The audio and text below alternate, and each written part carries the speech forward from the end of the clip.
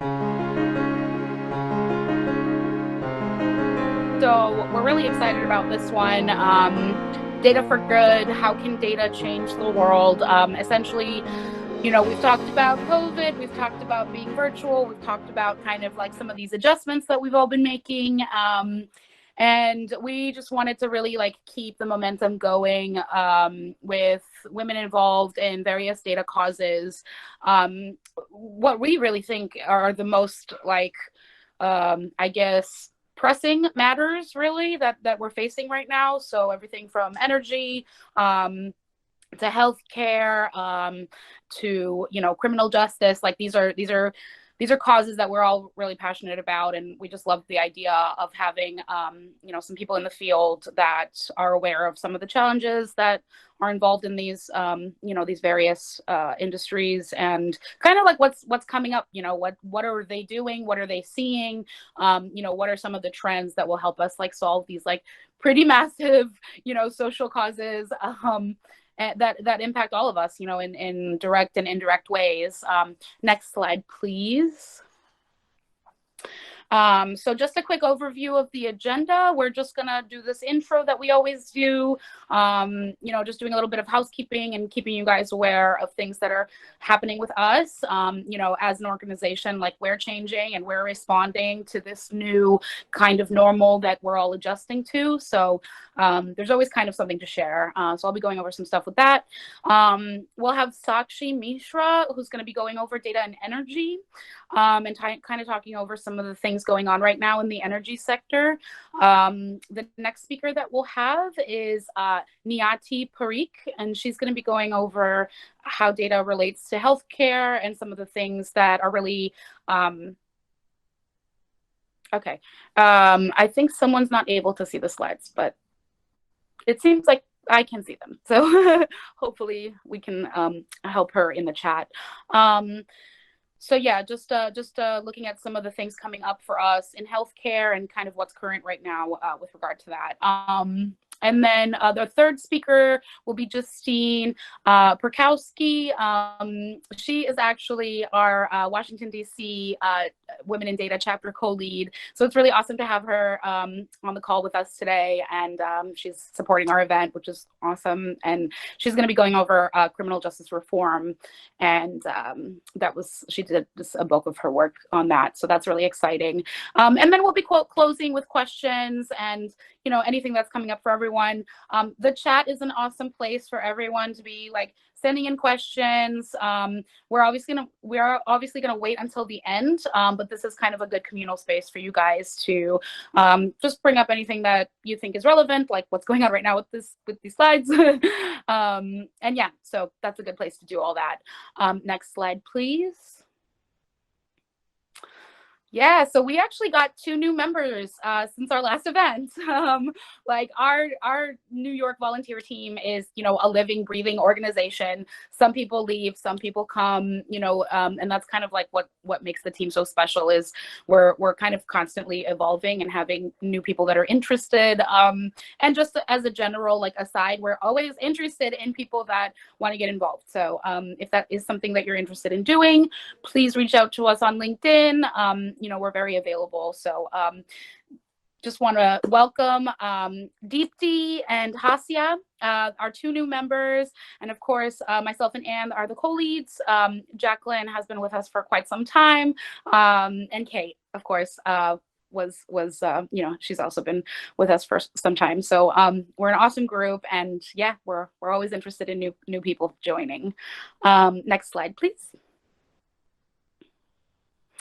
Yeah, I mean, I like to reiterate also, the fact that like we exist because we want to provide opportunity for women in the field of data.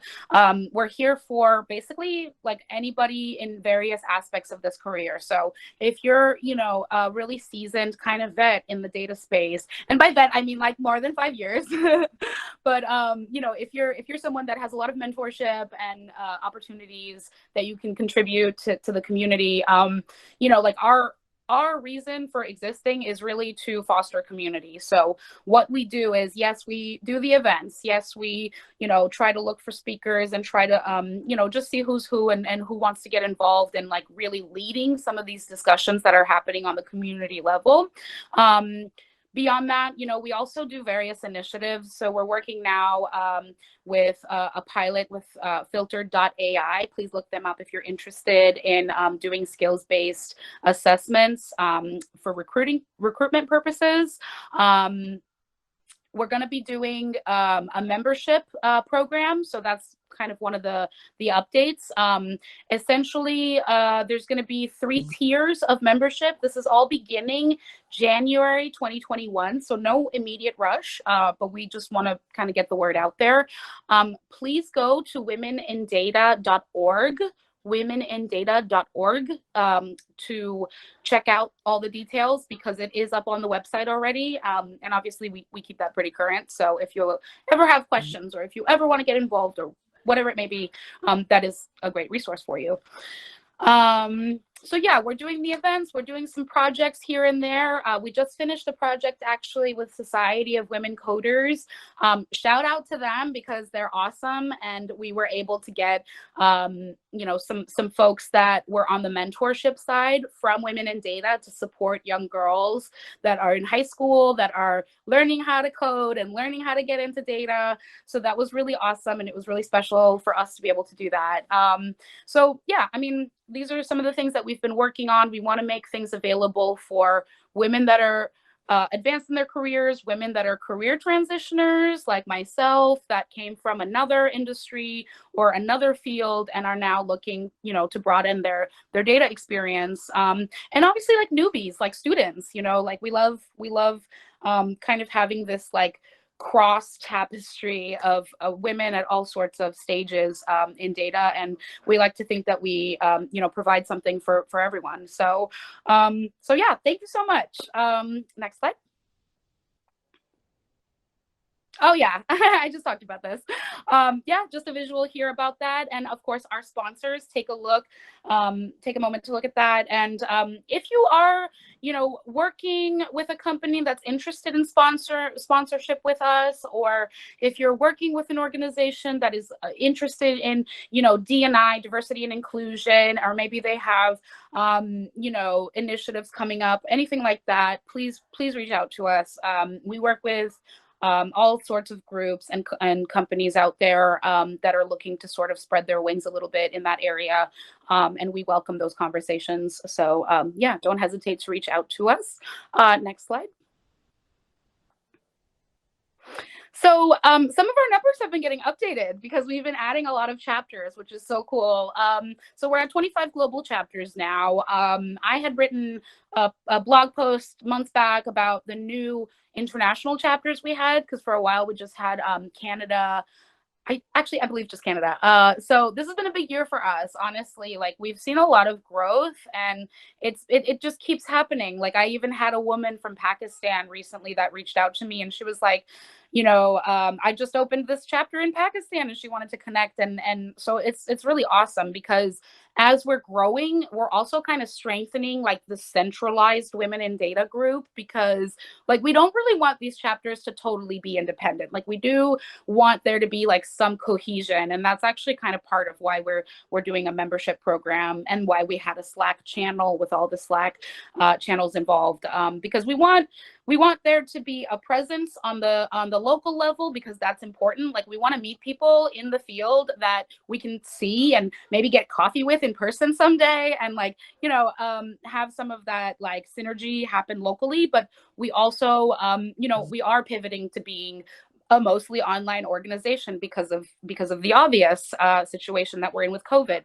So there's a lot that we're doing to kind of balance both. So I'm really proud. I mean, we're over 10,000 members globally. We're over 25 chapters globally. Like things are popping. It's been an amazing year, like considering. Next slide, please. And yes, we are, yes, this is just a shout out for the filtered.ai pilot project that we mentioned earlier. So essentially what this is, so if you're curious, just go to filtered.ai. You will see information there about what they're doing. But, we talk a lot about how the data science interview process is kind of broken. Hiring managers are kind of confused about like which skills they want to include. And, they might be like, adding maybe too much to the list of skills that they need and like sort of scaring off people that would be actually like a great fit. And they might want like 7 years of Spark, which is like impossible. So, there's a lot that's going on right now as far as vetting for certain roles. And, we've all kind of experienced various aspects of the interview process and have felt some universal frustrations. So this is kind of like our answer to that is like, okay, let's partner with a company that so Filtered AI, they started as a data consultancy, and then they moved on to the recruitment space so that they can kind of streamline like, okay, you're good at this skill. Let's give you an assessment. And then for each skill that you make an assessment for, we'll see what match you are for companies. And then that way the company isn't trying to figure out how to vet you from a technical perspective. And then you can move on and have, a culture fit and more constructive conversation about what you just did. So it's kind of a way to add some universality to the process. So we're very excited, and probably we'll see how that goes. We're giving it about 3 months to kind of assess the results of that. So this is our pilot project with them. If you are interested, please check it out. Next slide. Awesome. So I'm almost done talking. Tonight's speakers, Sakshi Mishra, will be starting us off. Again, she's going to be talking to us from an energy and AI researcher perspective, just talking about kind of the lay of the land as far as energy is concerned, where we can make efficiencies and kind of what the challenges are and what the road ahead looks like. So I'm really excited. I'm personally very excited about this one because this is like my specialty field and I love it. So yay. Nyati Parikh is going to be going next. So she's going to be talking about healthcare, specifically about oncology and kind of her healthcare background and kind of what's in the future. She's at Prognos Health, and she's going to be going into that industry a bit for us. Next slide. And finally, Justine Perkowski is going to be focusing on her research with criminal justice, and she's just bringing like a really awesome perspective in that kind of black box of mystery that's happening in the criminal justice world. So I'm just really excited about all these talks. Honestly, I'm gonna let them go from there. Next slide, please. Okay, Sakshi, please take it away. Thank you. Hello, everyone. So first of all, thank you for having me here today. So energy and data, these two fields are really coming together with time, and there is lots of potential for applying data science in this field. So that's what I'm kind of trying to show you a whole landscape, and hope that you find it interesting. And if you're a data professional or if you're looking for pivoting in this field, then there are a lot of exciting things to work on. So with that, maybe let's get started. Who I am. So my background, it's just, I guess the story here is that at this point, I think we all know, but it is definitely worth reiterating that you don't have to be a computer science major to get into the field of data science. I started out in electrical engineering, and then master's was in energy science, and like it was more toward electrical engineering field. And then eventually I pivoted into data science or artificial intelligence for energy, and that's where I'm working, and even my PhD research is directed toward in that field. Next slide, please. So let's talk about smart grid. So we hear about this term every so often these days in energy realm. And why smart grid? So there has been power systems, there has been electricity for 100 years now, but the landscape is changing very rapidly. And this transformation is happening because of all these new technologies which are coming. There is PV, there is wind, and it's not just the centralized generation, but more like towards the user end. These technologies, including electric vehicle, IoT, and then residential battery storage. So It's like it's no more just a straight line from point A. Power is getting generated on big power plant, fossil fuel power plant, and getting transmitted, distributed, and used in the end use. But instead, it's more like dynamic flow of power from the end user, from houses, from buildings, and from commercial places. So that's why this smart grid, the physical assets are operating along or in synergy with the cyber layer, which connects all the data and bits flowing, talking about there is electrons flowing onto the physical layer, physical asset layer. And then this is communicate, and then there is the communication layer on top of it, which is kind of managing all these different devices to work together to orchestrate the operation of power systems and manage them. Next slide, please. So what is driving this transformation? Why is smart grid evolving? So power systems, as I was saying earlier, have been around for a century now, but there are really a bunch of changes, including bringing in more renewable energy. And renewable energy, for example, solar and wind in particular, are inherently intermittent. Their power output can be predicted to a certain extent, but it always has some uncertainty associated with it. There may be clouds, the wind may stop blowing at some point. So if these plants are, so the scheduling of the generation by the utility or by the independent system operator really depends on knowing in advance that how much can this generation source produce. So these renewable energy resources are a little bit problematic there, because they are good in all different aspects, but this is one aspect where they pose a challenge about how to integrate them. And the challenge is just about integrating them. After that, it's like they are the way to go. Green energy is the future.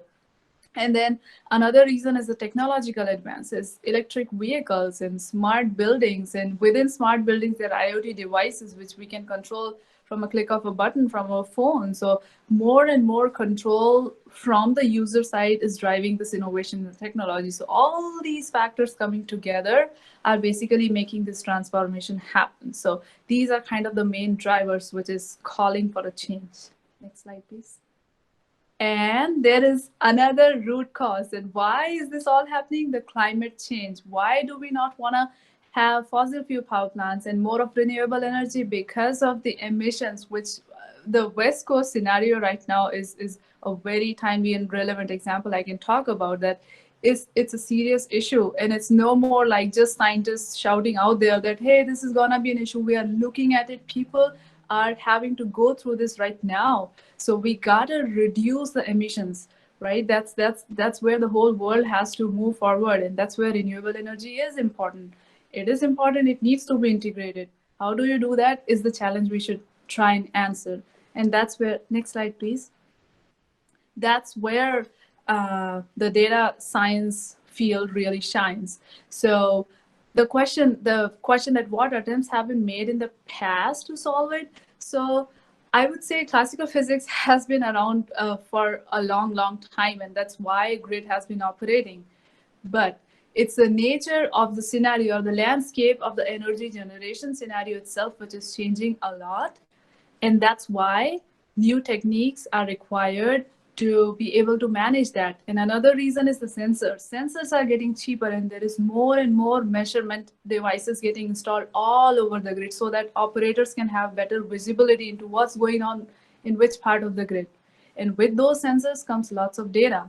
And with that data comes this challenge of trying to answer the question that how do you bring in more renewable energy resources so that fossil fuels can be retired eventually.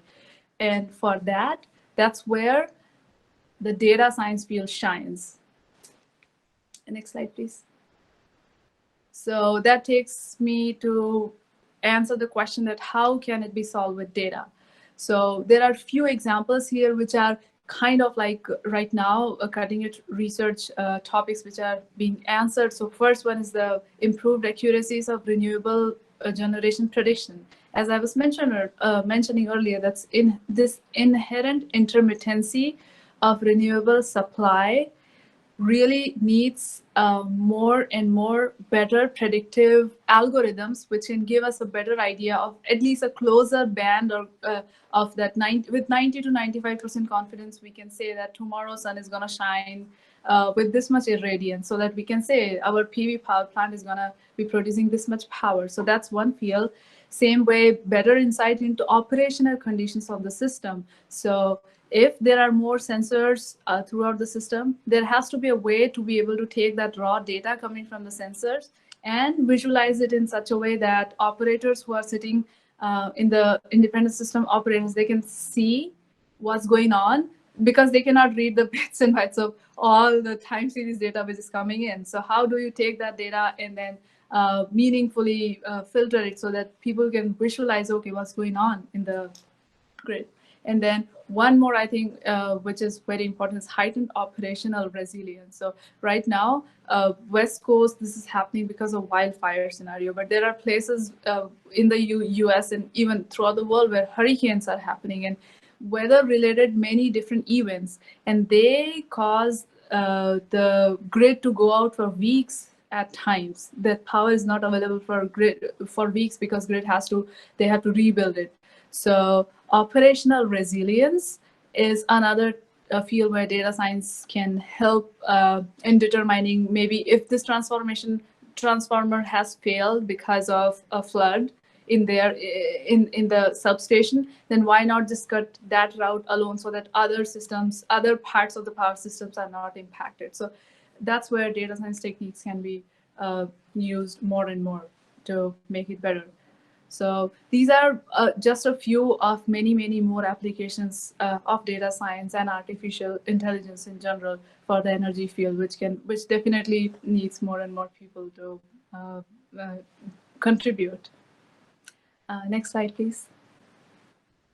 So to summarize on a higher level, what I have learned so far is energy systems are at the verge of transformational change. Things are changing more rapidly. One is the reason driving the change, which is the weather-related events we are looking at right now, and second is the technological changes or advancements. So they're really driving the energy systems to change the way they are operated. The second one is AI and data science has a lot of potential to bring about tremendous positive change in this field. Whatever is happening, if we bring in more of AI-based solutions, it's going to make it more efficient and help reach our goal of reducing the emissions faster. Then third one, it's from the perspective of individual contributions. I would say that professionals with different backgrounds are needed. One doesn't have to be just data scientist or just electrical engineer. Whatever their profession is, whatever their experience is, there are many ways for them to contribute to this field. And then at the end, diversity and inclusion. And this is a topic not just for the energy field, it applies for every single business. That's how I believe. But for energy, like energy field specifically, I think given the low rate of female participation in the STEM field so far, it's really important that it's not just upon an individual to take. It is definitely an individual's responsibility, but it's as a community we can foster young girls and young talent to help them believe that yes, they belong, they should be here, they should be contributing. So that's one part which is I think should really help drive the transformation and innovation faster. So with that, next slide, please. With that, I think I'll end my talks. Thank you, and you can read more about my work at my website given here. Thanks. Back to you. Thank you so much, Sakshi. That was amazing. Everybody that's listening, save your questions. We will want them later. Next slide, please. All right, Niyati is going to be next. Also in the chat, you will see Sakshi's portfolio, her GitHub link. So please check that out. Next up, we have Nyati Parikh. She's going to be going over her perspective of healthcare and some of her recommendations and observations. So feel free to take it away, Nyati. Thank you. All right. Hi, all. I'll start with a little introduction on me. So, my name is Niyati, and I currently work as a clinical solutions consultant at Prognos Health, which is a healthcare data AI company. And my educational background has been completely in pharmaceuticals. So, with that, let's move to the next one. All right. So, for the scope of this discussion today, we would be looking at the healthcare data from a pharmaceutical industry's perspective. And so, with that in mind, here is the overview of the topics that we would be going over today. So, the first one is challenges in pharmaceutical industry, and then we would be looking at how are pharma companies utilizing data today. Then third would be different healthcare data sets that are being utilized by pharma companies. And the last would be future of big data in pharma. Going to the next one. All right. So now to discuss the challenges in pharma industry, I have broken it down by 4 different teams that are involved during the drug life cycle. So it starts with research and development. And here we are seeing that the new drug development cost has been increasing every year, with the recent reports suggesting that it's on average closer to $1 billion. So with this high amount of spending comes the expectation of a higher return on investment. And for this, the research team needs to start at a more specific point with better information on targeted molecular entities that they should be going after. After that, we have clinical trial phase where they need to find the patient population who meets the eligibility criteria for the trial. And for this, manual review of patients by physicians could be inefficient and as well as expensive. So once the research and development and clinical trials are successful, the drug would move forward to the commercial cycle. And here, the brand marketing team needs to find right physicians at the right time with brand eligible patients for promotional activities. And finally, we have the real world evidence team. Because health economics outcomes have become very important for the pharmaceutical companies because they need to demonstrate the value of the drug to the payers in the real world setting to basically get reimbursed for their drugs by being put into the treatment plans and the formulary for insurance purposes. And the primary approach of this is literature review, which could be outdated and inadequate because sometimes literature studies done in a controlled setting might not exactly hold true in real world. And this is why this team needs robust real-world observational data to generate evidence. Going to the next one. Now let's discuss how pharma companies are utilizing data today. So again, sticking to the same 4 teams involved in the drug life cycle. First one, research and development. So here, big data analytics provide great insights into existing drugs and its usage for making data-driven decisions on how they should be moving forward. And overall, this provides better direction for developing more effective targeted molecular drugs with reduced side effects and higher probability of a successful development. Then second is for clinical trial, and here data aggregated across patient journey could help collect more data points such as medical history of test results, then treatment, then comorbidities, and all this together help finding physician sites with patients who already meet the prerequisites for the trial, and this overall helps in speeding up the clinical trial process. Then third, we have commercial and brand marketing team. And here, data analytics help with finding and targeting the right physicians in a timely manner with brand eligible patients for the sales force deployment as well as for digital promotion. It also allows them to analyze the target physicians and their geographical distribution for pre-launch planning. And also on top of that, it helps them with building strategies with better insights on physician marketing, market sizing to develop call plans for their pharma representatives, and then understand their current market share against the competitors, and also understand the data gaps in their coverage. And finally, we have real world evidence team, and they benefit from the real world data obtained across different data sources that we would be discussing in the next slide, but it would be laboratory, prescription, claims, electronic health records. And with all that put together, it provides them means to demonstrate the value of their product to the payers in real world setting. Going to the next one.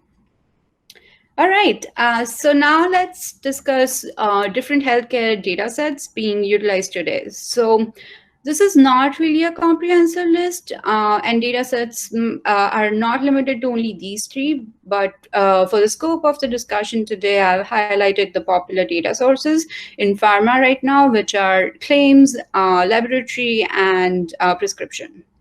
So the way it has been laid out here is how these different data sets would capture different data points in a patient journey. So it starts with patient showing some symptoms and they visit the physician. And this visit information would be captured through procedure codes and then standard diagnosis codes in claims data. Now, in order to diagnose a patient, physicians would run some tests which would be captured with detailed test result information in lab data. Once the diagnosis is established, a treatment would be prescribed to the patient, which would be recorded in claims or prescription data. And after that, patient would be monitored through different tests as per the nature of the disease. And this information would be captured in detail in lab data. Of course, if it was done through lab data, if it was done through radiology imaging tests, then it would be captured in a different data set. And further, based on these monitoring test results, it would inform the decision if the patient requires a treatment change or would be continued on the same one. And again, this information would be captured in claims or prescription data.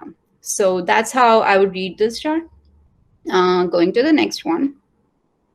And finally, let's talk about the future of big data in pharma. So number one here is merging across different data sets. So currently, traditional healthcare data sets that we discussed in the previous slide are siloed to some extent for the way they are collected. And so a more robust way to merge these different data points in the patient journey without losing data would provide better data coverage for better analytics and insights.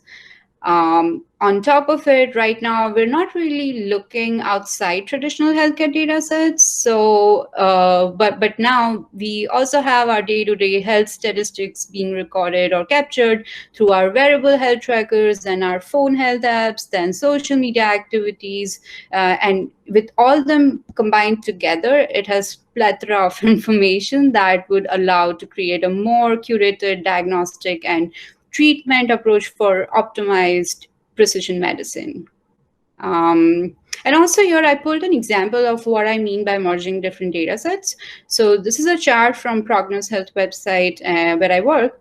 And we are predominantly a lab data AI company, but now we have also started onboarding claims data sources. So the way we merge and link them together is through utilizing the same de-identifying engine that we put at the source. And that way we're able to track a patient across different data sets in of course, a HIPAA compliant manner. So what I mean by that you would never see a patient name, but you would see a token that you get. So it's de-identified. And this HIPAA stacked data would be used downstream for applying AI and machine learning techniques to perform analytics. But this is really an evolved system that we have now, which was not possible a few years back, where I remember we were trying to figure out probabilistic matching methods to link different data sets. So we have definitely made a lot of progress here, but still as an industry, we're not utilizing all the data points we have available on the patient. And the big reason why is, again, protecting the patient privacy, which doesn't allow explosive data sharing, and of course rightly so, because patient is really at the center of everything healthcare does, and maintaining and protecting their privacy is of utmost priority and importance. But to wrap this up, there's still a lot of potential here that we can tap into. Going to the next one. And the second and last one is applying predictive approaches throughout the patient journey. So as I mentioned, pharma has come a long way in making data-driven decisions, but there's still scope to use more AI at different stages of patient journey for identifying patients early, which could be done through information on the patient's comorbidities, then genetics, family history, lifestyle, medical history, and putting them all together to predict disease before it occurs, and also to predict treatment effectiveness on a patient segment for better outcomes. So yes, that's all I have, and happy to answer any question you guys might have at the end. Thank you. Thank you so much, Niyati. That was awesome. And our last speaker is Justine, going over criminal justice reform and data. Take it away, Justine. Great, thank you. So I'm going to be talking about one particular application of using criminal justice-related data for good. As some of you may know, data science is already being used in criminal justice contexts for things like predictive policing, predicting crime, making sentencing decisions, or recidivism. And anybody who has really kind of looked into it knows that some of the algorithms that are used there are problematic. And all of these are really focused on suspects, but I think that we can all agree that the behavior of police officers is probably a more pressing contemporary issue. Next slide, please. So really quickly, just by way of background, my background is really eclectic. So it's certainly not in data science. All of my degrees and jobs have really not had anything to do with that. But there are some common threads there. So one is really wanting to do something for the greater good, no matter what it is that I'm doing. And then the other piece has been some knowledge of data analysis. So if anybody ever wants to discuss transferable skills, particularly as they relate to data, I would be really happy to talk about that with you, and I'll share my LinkedIn later. But I do want to dispel the myth that, again, as was stated earlier, that there's only one path to kind of get to your desired career. Next slide, please. Okay. So as I said, I really wanted to focus on police officers, and in particular, two issues. So number one being the excessive use of force in encounters with the police. And then another related issue, which is the adoption of body cameras in different police departments. And so we don't really understand, the mechanics of a use of force situation well, at least not from a sociological and psychological perspective. So I really wanted to kind of examine the variables that came up in the literature, and see if any of this could help us, solve any of these problems. And then the body cameras have essentially been rolled out at this point as a response to some of these complaints of excessive force. But I wanted to see if really, at this point in time, do we have any evidence that they actually affect this? I do also want to say, I recognize that for me, it's a privilege to be able to study this area. But for some marginalized groups, this area is actually a matter of life and death.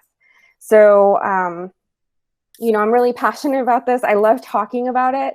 But I do also recommend that if you're interested in this area, you check out some of the work being done by BIPOC scholars and groups like Data for Black Lives. So if you are interested in that, I can share a list of who they are and recommend that you follow up with them. Next slide, please. Okay. So previously, any time that anybody has looked at this, there have been some serious issues. So one is we've been relying on a lot of anecdotal evidence. So we don't really know, whether any of these things are working, whether any of the, efforts to intervene in excessive use of force situations are working in any way. And then the other thing is that any of the studies that have been done really were very small scale studies that were done at one police department and really solely at the discretion of a police chief who was supportive of that sort of thing. So across the board, there hasn't been a great deal of interest in even, having people study this, at least from the perspective of the police. And these things haven't really worked out because, a study that's done at one police department can't necessarily be generalized and used, in the same way at another police department. There are also some major issues with data quality. So the data that we do have is pretty messy. I will talk a little bit more about that on a subsequent slide, though. The variables that we know about, from the literature are still not really understood all that well. And I put together a conceptual framework, but as I'll talk about, it turned out that there were some additional variables that, I wasn't necessarily considering at the beginning. And then the last piece is the organizational attributes of the police departments make it really, really difficult to get data and affect any sort of change. So we know, in terms of affecting change, the best way to do it is by addressing it at the organizational level, and kind of, setting an example at the top and kind of hoping that that trickles down. But the way that police organizations are structured and the culture of the police really make this difficult. Next slide. So a couple of ways, that we can approach this and try to solve this with data. So data can be used to try to validate a conceptual framework, to try to understand the dynamics of a situation, what exactly happens. So is it the behavior of the person? Is it really more the behavior of the police officer, or even some, intrinsic psychological issue, I guess I would say, that's causing this to happen? Data can also provide evidence of change before and after implementing cameras, and also of, implementing policies. So this goes for both use of force policies and body camera policies.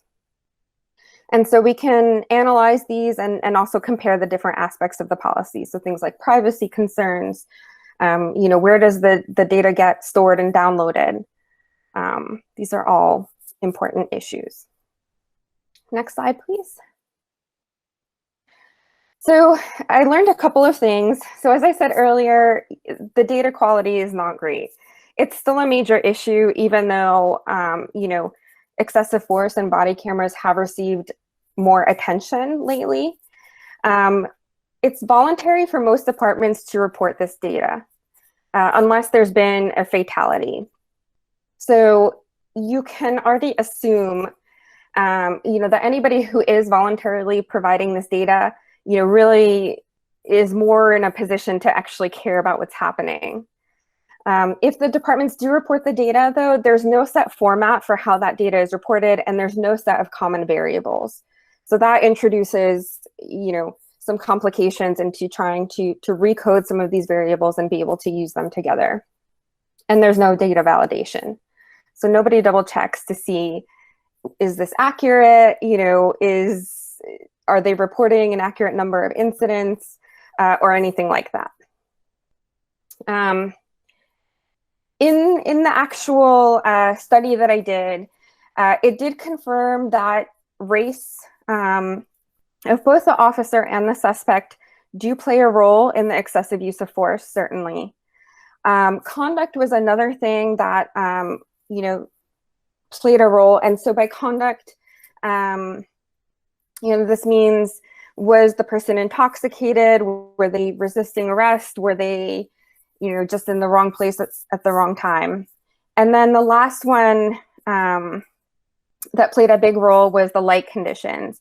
And so this is just the time of day, basically. So anything that would take place at a later time of day already has, you know, kind of the conditions that will potentially lead to an escalation of the situation like this.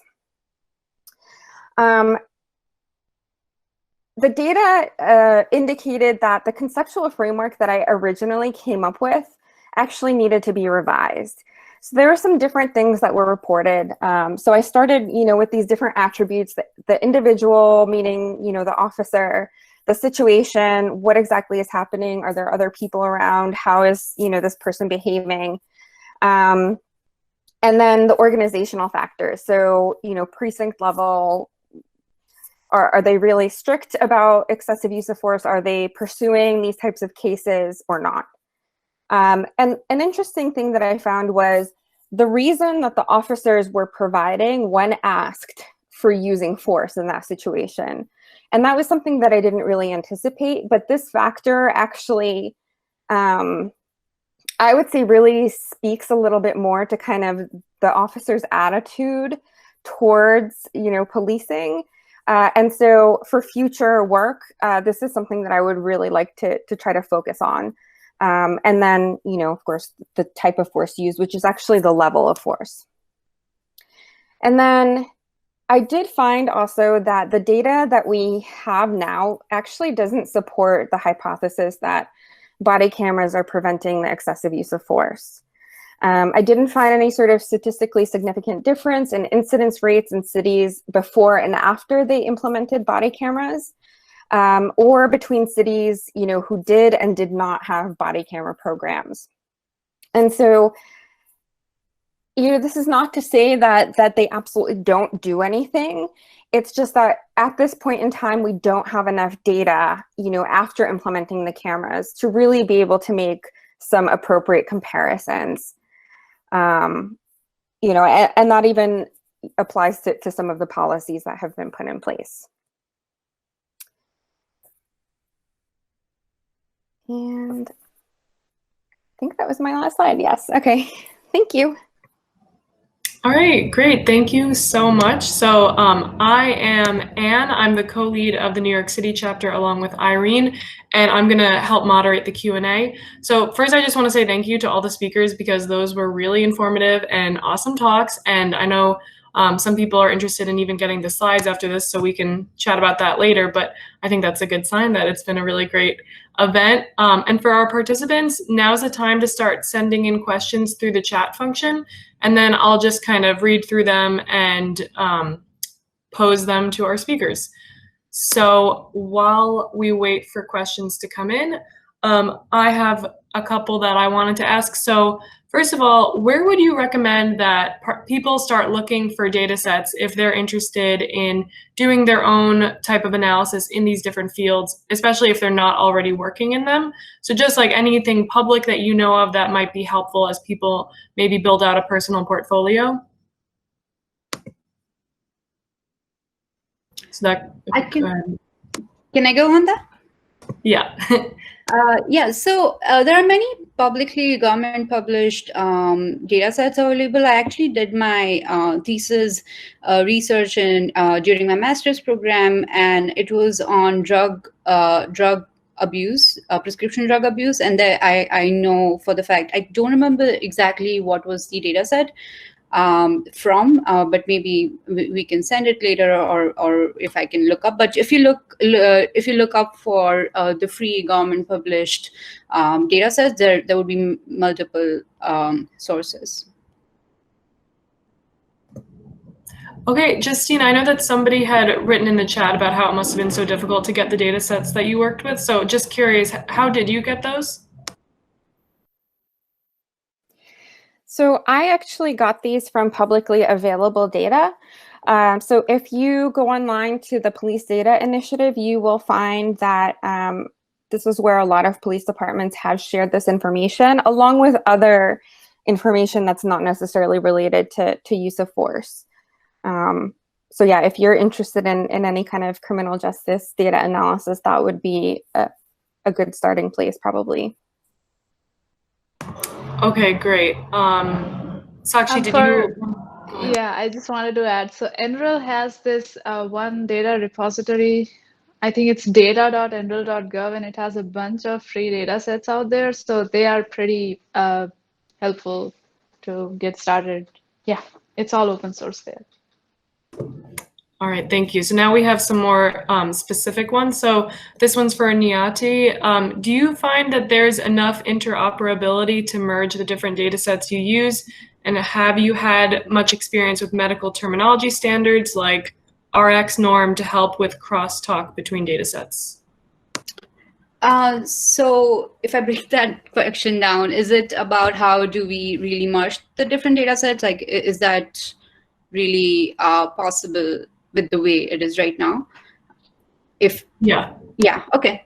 So yeah, that's what I was explaining in that my companies, how we are doing it right now, we're able to merge it across.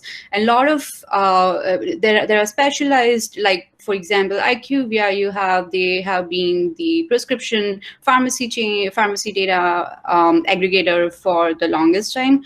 And then we have, for example, my company that is lab data specific, but now we have started. So I feel like over the time we have had companies who have started working with the different data sets and turning out to be the specializing in that. And then you're able to, now that we have the de-identifying engines that we can put across it and have the ability to merge them together, it is slowly going towards that, where, like, for example, I know my company works with many, we can merge data set with any third-party data sets that they want to, but there will be some data loss associated with that, because when you do that merge or cross merging, you can lose that data set. But yeah, overall, we do have ability now to do that. Okay, this one's for everybody. So what was the most challenging and the easiest thing about making a transition into data, since most of you came from slightly different backgrounds? So maybe we can start with Sakshi.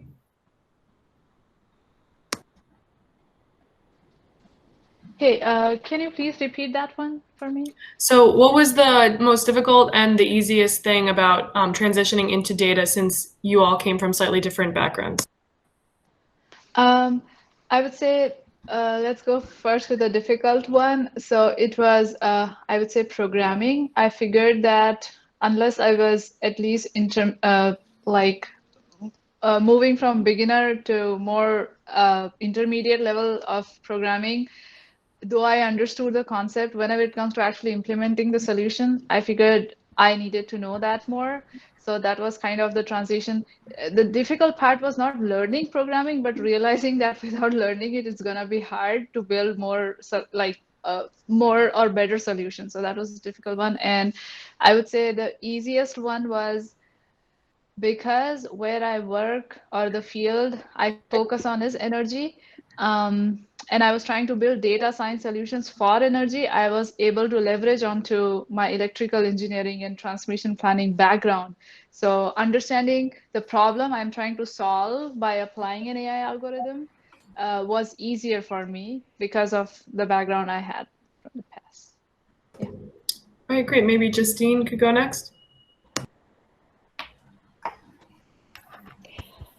So I think for me, the most challenging thing, at least with this topic area, was convincing people that this was the right approach, because I think a lot of times people want to address this in different ways. So whether it's, outreach campaigns and, just changing policies. And I think those are really important, but I think that, backing that up with data is more powerful. The easiest thing, I'm not I'm not really sure, I guess. You know, I think because, you know, being able to work with data is such a transferable skill. It was kind of easy to try to delve into the data once it was, you know, cleaned up a little bit better, and I really understood kind of the structure. All right, Niyati. Yeah, sure. So my bachelor's was in pharmacy, but the master's was where I kind of moved towards data analysis. So that's how I moved. That's how I moved from like clinical pharmacy background to more data focused. But if you're trying to teach yourself doing it, I would say start from like one language. And if you, I personally feel like I was doing more in my thesis. I worked on SAS, and when I started working at this company, we didn't have SAS, but I moved to using SQL and using the not really R. I'm not really good at, but I kind of learned that a little bit as well. But I think once you learn one language and you understand how data works, that's the mindset you take and apply to other things. So just understanding the data and how you would start from like the simplest thing, that if you have to get the unique patients out of patients, I say patient because that's on the line, but anything that you're looking at it, form your own questions and start looking at it. You can start from Excel as well. I think Excel is an underdog in data analysis. You can start from there and start just learning the fundamentals of how data works. Great, awesome. Excel was my intro to working with data because I work in finance. So yes. Okay, so we have one for Sakshi. So what field or subdiscipline of energy and AI would you like to see more research in, or what do you think needs more focus or funding? I think it's okay, so there are two answers to it. One is what I'm personally interested on working right now, because it is not explored as much, and I believe there is lots of potential for it. So that's the first one, is reinforcement learning's application for controls of buildings and group of buildings together, so that they can work in synergy to offset each other's load, and increase the energy efficiency as a whole. So that's like reinforcement learning's application. And then another one, which is kind of, I think more and more work needed, is probabilistic forecasting for solar resource, wind resource, or even load forecasting. Because right now, the one which is used most of the time in the industry is point forecasts, but that just gives like one exact number that, okay, this is how is gonna be the production or load tomorrow, but it doesn't turn out in reality that way. So if that's taken more toward the probabilistic forecasting field, that will make it more usable for industry in operating more efficiently. All right, awesome. All right, so this one is for Justine. So I think you mentioned data for Black Lives, but this person is asking, how can we get involved with groups working with data focusing on social issues like police reform?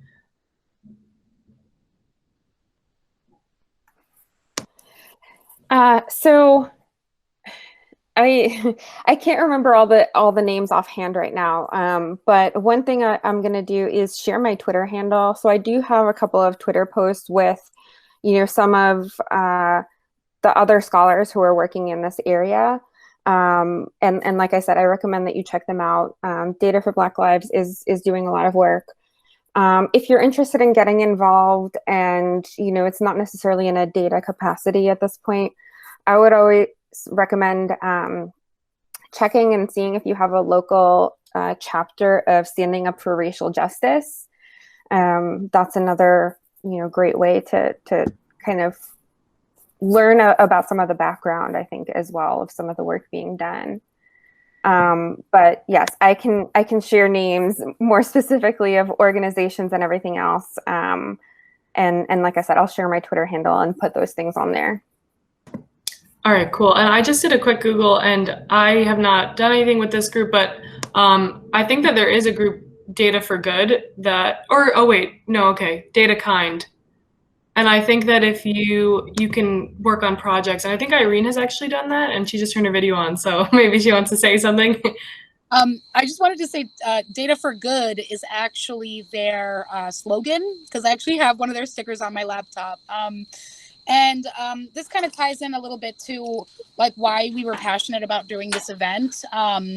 You know, I think we see a lot of discourse in general about AI displacement as it relates to jobs and as it relates to, you know, kind of automated processes. Like we're going to witness more and more of our lives kind of incorporate automation in various ways. And I think like what an organization like Data and kind of what the theme for this talk is all about is like, okay, let's talk about like how this can actually make our lives better and not how it's going to make our lives worse, because it's neutral, right? It's a tool. It's something that we're adopting. There can be negative repercussions, negative externalities, but what we really want to focus on is like, how do we harness this amazing capability and this amazing opportunity and find ways to actually like improve our lives.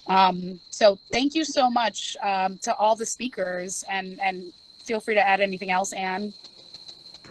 No, I think that's awesome, and I'm excited. I think I want to get involved with DataKind because I think that's a great group. Okay, so this one is specific again to Niyati. So what I think you mentioned SQL, and maybe some people at your office use R, but what are a few tools that you use to find data insights across different sources at Prognos? So actually, yeah. So we deal with like millions of and billions of records. So for that, we right now use Databricks. And we use in Databricks, it allows you many languages, and we're right now using mostly Scala, but it can also, you can convert it into SQL and even write SQL codes on it as well. But that's the main one right now that we use. Okay, cool. Okay. So this one might be more of like a general question, so whoever feels comfortable answer, but like, how do you understand data analysis in consulting firms? Are technical data analysis projects helpful, or are other kinds of activities more helpful? So I guess, have any of you ever worked with a consulting firm of any kind, and do you find their data analysis projects to be helpful? If not, we can move on to the next question. In general, if I just like, sorry, Sakshi, you want to go?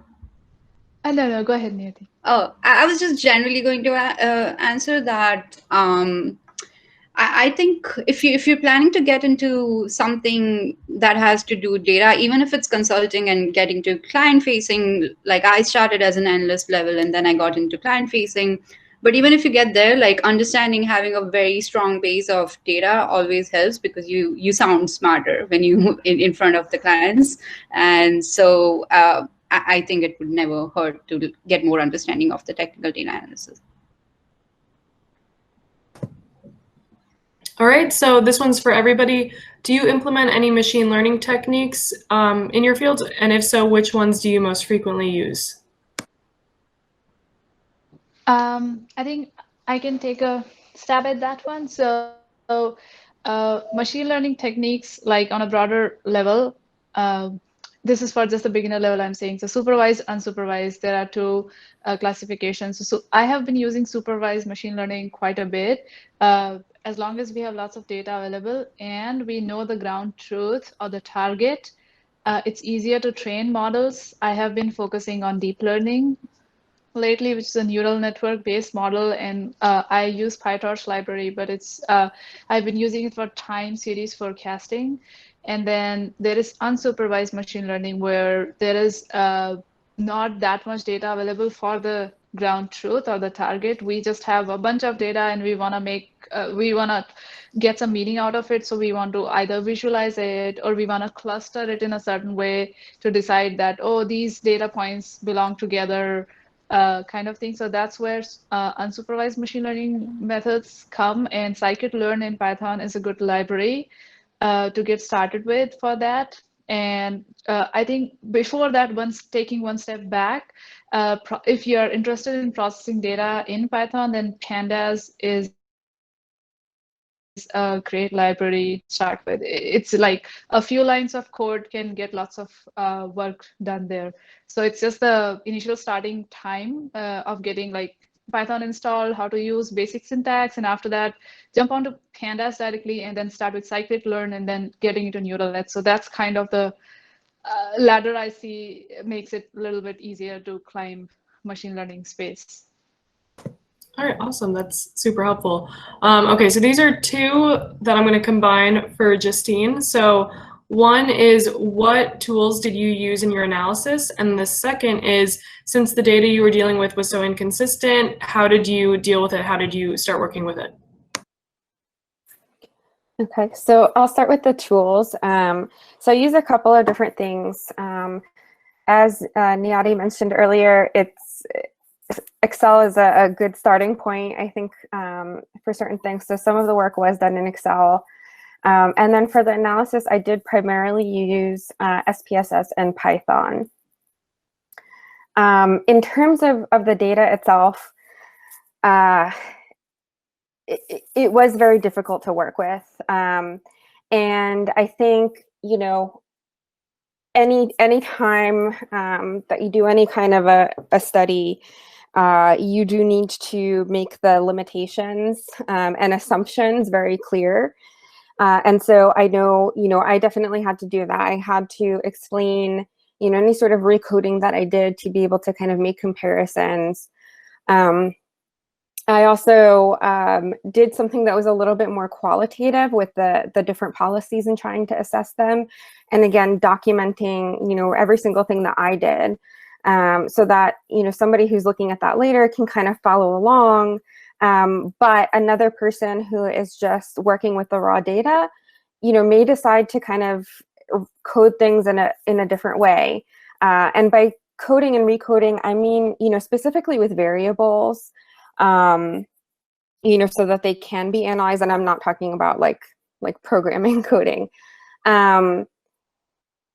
So, I mean, it's really difficult. I think the best thing that I can say, you know, is being really upfront about what you're analyzing, how you're analyzing it, any assumptions that you yourself made about the data, you know, and limitations. You know, this is one of those situations where I almost feel it's better to work with imperfect and unvalidated data to be able to come to some conclusions and make some recommendations than to worry right now about all of the data being perfect, honestly. That's really good advice. Let's all just get started on these data for good projects. All right, so that's all the questions that have been in the chat. So I'm gonna say some comments in conclusion, but if you have an extra question, you can obviously submit it and we can cover that. But I just wanted to let everybody know that there's gonna be a recording of this event that will be uploaded to our YouTube channel. So if you missed any part of it, you can watch it there. It'll probably be up in the next couple of weeks. And then if you want a copy of the slides, just email, I'm gonna put it in the chat, but nytchapter@womenindata.org, and we can figure out sending you the slides. And then we always send a final post-event email that has details about how to keep up with women in data on social media, in our Slack channel, in our upcoming membership. You can sign up for that. And then we'll also include the LinkedIn profiles of all the speakers so that you guys can connect directly and ask any questions that may have been unanswered during this event. Okay, and then, so we're just gonna wrap up with one final question, and it's pretty general. How long does it take for you to clean data in each of your fields? I guess when you're working with data sets in your field, how big is the data cleaning component, would you say?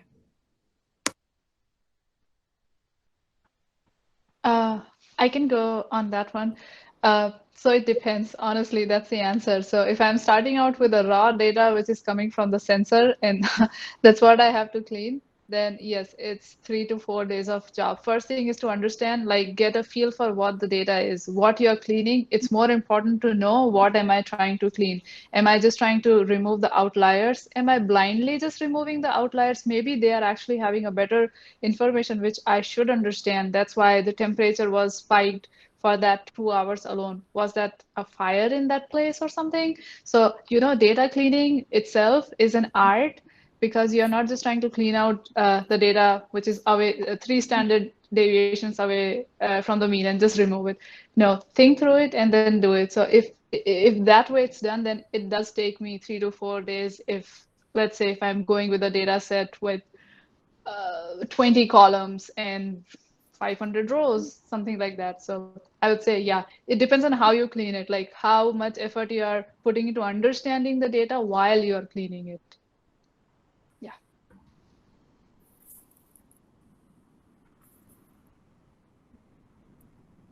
You're on mute, Dan. Oh, sorry. Niyati, do you want to go? Yeah, sure.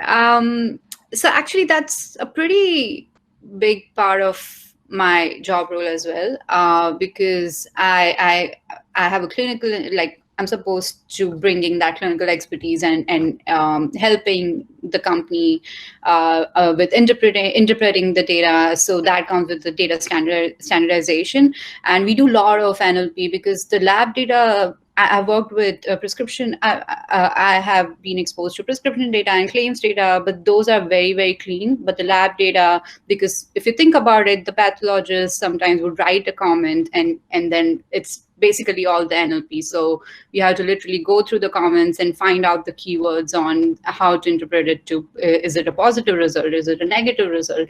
So it takes a lot of time. Again, you're on mute. And I keep doing this. Okay, well, Justine, I know you talked about how intense the data cleaning process was. So if you have any final words to say, go ahead. But otherwise, I feel like you covered it. So. No, yeah. Okay. All right, great. So thank you guys for such an amazing event. This is one of my favorites that we've put on as part of the New York chapter. So thank you guys so much, and everyone have a great night.